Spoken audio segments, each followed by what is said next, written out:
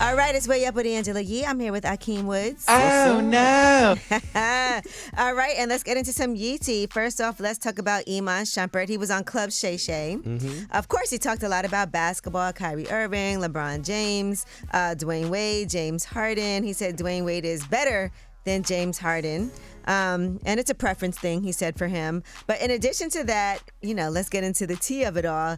He talked about dating Kayla Nicole. Now, Kayla Nicole is the person who also dated Travis Kelce before Taylor Swift, right? And so here's what he had to say about an incident that happened where Kayla Nicole told a story about dating him and something crazy that she did.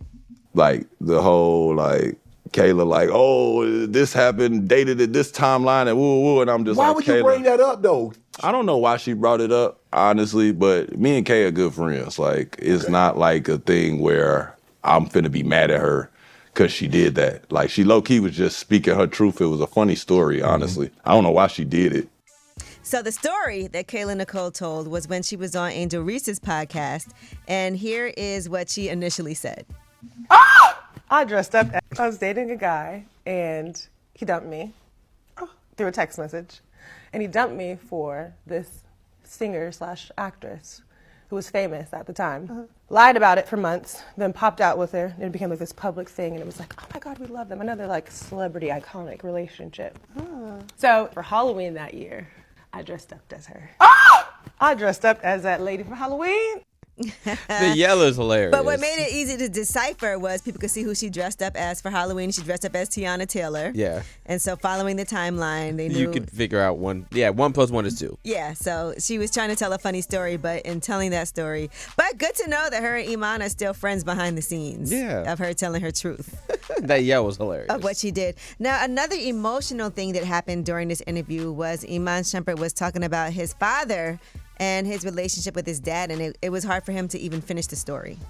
Do you remember the last conversation you had with your father? Last convo, he just was like, man, you look good in them suits, man. Like, I like that you taking jobs now that you wearing that suit. And then he told me don't come home, finish filming, because we was filming the podcast. And he got to go in the hospital. He'll be right back. All right, and this was only a few months ago. This was in October, the end of October, that his father passed. So I know it's still hard for him to even talk about that. All right, so make sure you check out that full Club Shay Shay interview. Shannon Sharp still going strong. Interview after interview. He's doing it. Remember there was a moment people were like, oh, no, what's going to happen?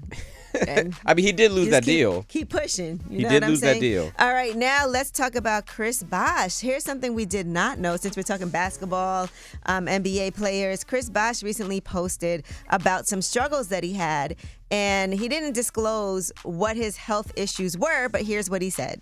So I woke up covered in my own blood. There was no warning. I didn't have any time to prepare for it. I was getting ready to go on a date with my wife, and the next thing you know, I was on the ground. It was a scary thing, and it came fast, and it made me really have a different outlook on life.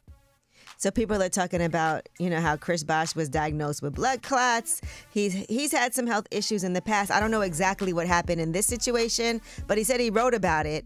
And so, just imagine something like that happening. That's scary. You wake up covered in blood and don't know terrifying. what went down. Yeah. All right, well, that is your Yee tea. When we come back, we have Under the Radar. These are the stories that are not necessarily in the headlines. They are flying under the radar, but you for sure need to know about them. And when I tell you there's so much going on right now, I feel like every day with these Epstein files, it's not going to stop. It's not until someone goes to jail. Hint, hint, hint. Ooh, all right, it's Way Up.